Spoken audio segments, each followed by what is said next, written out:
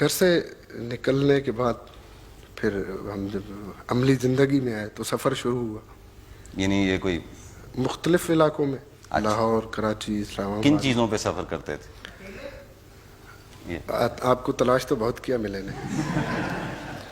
उस वक्त ये था कि ना इतनी तालीम थी, ना कुछ सिफारिश जी। थी कि कोई मुलाजमत होती, कोई नौकरी मिलती। तो जो काम हो सकता था वो किया। कौन सा काम? मसलन ट्रक ड्राइवर भी रहा, यहाँ ट्रक चलाता रहा। अच्छा। उन दिनों ये इस्लामाबाद नया नया बन रहा था, तो लोकल जी थानू हुण लभ्या वैसे हाँ तो मैं जी। ते ਇੱਥੇ ਵੀ ਕੰਮ ਕਰਦੇ ਰਹੇ। ਫਿਰ ਇਸ ਤੋਂ ਬਾਅਦ ਲਾਹੌਰ ਦੇ ਵਿੱਚ। ये जो इस्लामाबाद में कोठियाँ हैं, हाँ जी। तो इसका मतलब है कि वो जो आपने कहा कि ईंटें और सरिया और सीमेंट वगैरह ढोते रहे आप ट्रक पे, तो वो कोठियों की ईंटें तो सुरीली हो गई हैं, लेकिन उनके मकीन जो हैं वो क्यों सुरीले नहीं हुए?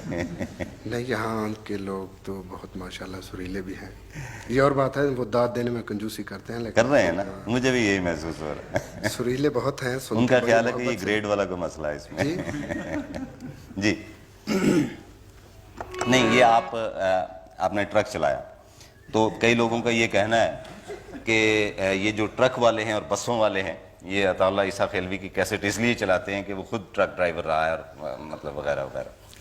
नहीं, ये बात नहीं। दरअसल ट्रांसपोर्ट में हमारे मुल्क में सबसे ज़्यादा जो लोग इन्वॉल्व हैं वो सराइकी स्पीकिंग लोग। अच्छा। द्रेसिल से परला जो बेल्ट है, जी।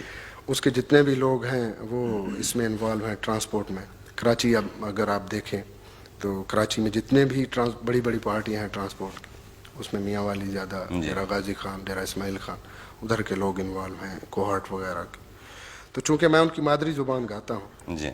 और वो ज़्यादातर उस तबके में अनपढ़ लोग होते हैं या थोड़े बहुत पढ़े लिखे, वो दिन रात ट्रक चलाते हैं, अताउल्लाह ईसा खेलवी को सुनते हैं। नहीं, उस लिहाज बच्चों से दूर उस लिहाज से तो हम भी अनपढ़ हैं, क्योंकि हम भी दिन रात आपको सुनते हैं। थैंक यू जी। अच्छा अता, आपने ये भी तो बताया था हमें कि जनाब ट्रक ड्राइवर होने से पहले ये कंडक्टर थे, ये जो होते हैं ना छोटे जो होते हैं ट्रक के साथ, जब भी कोई वो ट्रक ख़राब हो जाता है तो वो एक पुराना जग जो है प्लास्टिक का ड्राइवर छोटे को देता है कि जाओ साथ वाले गांव से लस्सी ले, और खुद वो ट्रक के नीचे सो जाता है। उस किस्म के छोटे थे और ट्रक ड्राइवर हुए, और उसके बाद कहाँ गए? क्योंकि ये कहानी पहले मुकम्मल हो जाए। ट्रक से चलाने के बाद मैं अर्ज़ किया लाहौर में मैं काम करता रहा जी। वहाँ मुख्तलिफ होटलों में भी काम किया। होटलों में क्या काम किया मसला? वहाँ मैं वेटर भी रहा होटल में।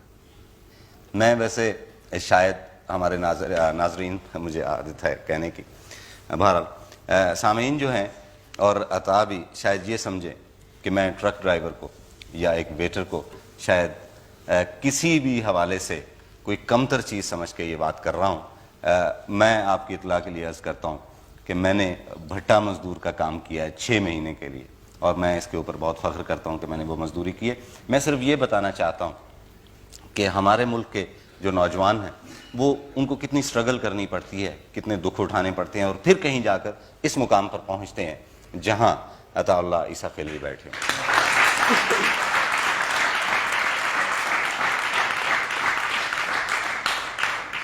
किसी भी मकाम पे पहुंचने से पहले अगर आप सफ़र नहीं करते तो उस मकाम पे आप ज़्यादा देर ठहर नहीं सकते। दुरुस्त। तो मैंने जो सफ़र किया, जो मेहनत की, जो जिस लगन और खुलूस के साथ जहाँ तक पहुँचा हूँ, तो उसमें मैं खुद आर महसूस नहीं करता कि मैंने कोई मजदूरी की। हालांकि मैं खाते पीते घराने से बिलोंग करता हूँ। अगर मैं ऐसा ना भी करता तो मुझे रोटी कम अज़ कम रोटी और कपड़ा तो मिल ही जाता। लेकिन उसके बावजूद मैंने सेल्फ मेड आदमी हूँ, अपने आप पे डिपेंड किया है, अपने तरफ से कोशिश की है। कोई इसमें मैं आर नहीं समझता ये बताते हुए, या मैं कुछ झिझक नहीं रहा। वैसे ज़रा है मजाक आपसे मैं ऐसी बातें कर रहा हूँ, वरना मुझे ये कहते हुए फ़ख्र होता है कि मैंने मजदूरी की है, मैंने।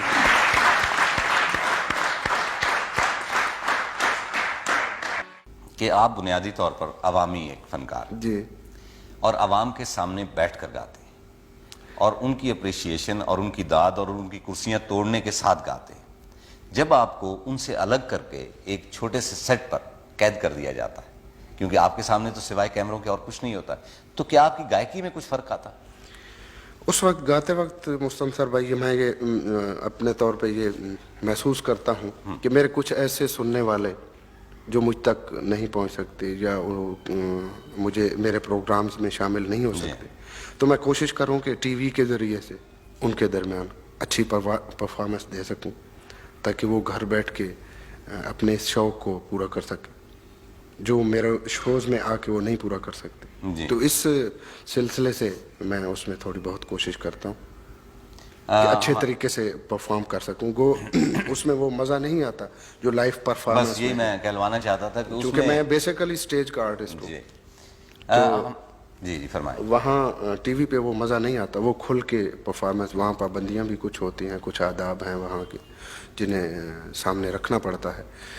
तो वैसे भी देखें ना, अब जब आप स्टेज पर बैठे होते हैं तो सामने जो आंखें होती हैं, खूबसूरत आंखें, वो सचमुच की होती हैं, और कैमरे की ये जो आंख है ये तो डेड है। अब इसकी आंख में आंख मिला के आपने क्या बात करनी? मैं कोशिश करता हूँ कि इसकी आंख में आंख ना मिलाऊं। ना मिलाएं? मतलब ये सर्द आंख है ना, आप तो मतलब बहरहाल मैं कोशिश करता हूँ कि अपनी आंखों को महफूज रखूँ। अच्छा ये फरमाएं कि हमारे एक बहुत मशहूर लोक फनकार हुआ करते थे, तो उन्होंने मुझे बताया कि एक दफ़ा वो कनाडा गए और वहाँ पे उन्होंने परफॉर्म किया।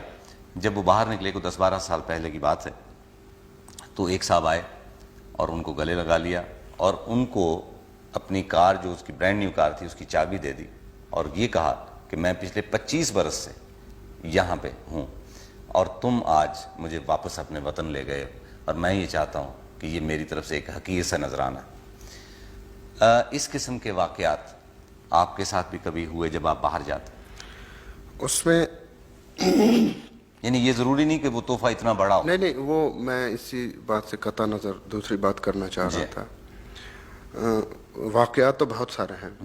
इस वक्त मैं दुनिया के बहुत सारे मुल्कों में गया हूँ, तो जो एक वाक़या मुझे मुतासिर किया वो उस नॉर्वे के एक शहर ओस्लो में मेरा स्टेज शो था जी। तो वहाँ कोई 500-600 आदमी उस वक्त हाल में मौजूद थे। मैं अकेला आर्टिस्ट वहाँ परफॉर्म के लिए गया था। तो एक सफ़ेद बालों वाला, उसकी ये भुएं भी सफ़ेद, ये सब कुछ उसका ये सब सफ़ेद हो चुका था। वो आदमी बड़ी तवज्जो से मुझे सुन रहा है। सबसे अलग वो मुझे महसूस हो रहा है कि एक आदमी जो है मुझे सबसे ज़्यादा तवज्जो दे रहा है।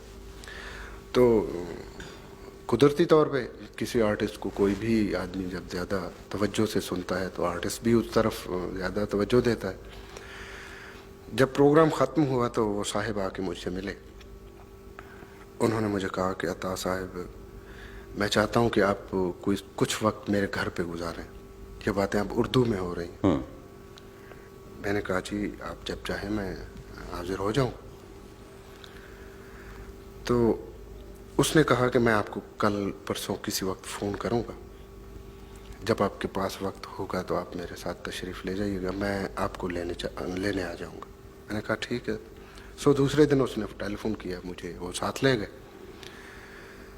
तो उस घर में जो सबसे ज़्यादा चीज़ मुझे मुतासिर करने वाली थी वो ये कि मैं जो ही अंदर दाखिल हुआ तो उसकी बीवी, ज़ाहिर है अब वो भी माशाल्लाह 70-75 के लगभग होगी। तो उसने जिस वालहाना अंदाज में मुझे गले से लगाया और अपनी ज़ुबान, मेरे ईसा खेल की ज़ुबान, उसने बोलना शुरू कर दिया। अच्छा।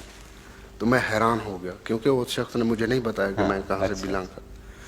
तो उस वक्त मुझे पता चला कि ये औरत और इसका खामंद, जब हमारे मुल्क की तकसीम हुई तो उस वक्त ये वहाँ शिफ्ट हो गए थे नॉर्वे में। अच्छा।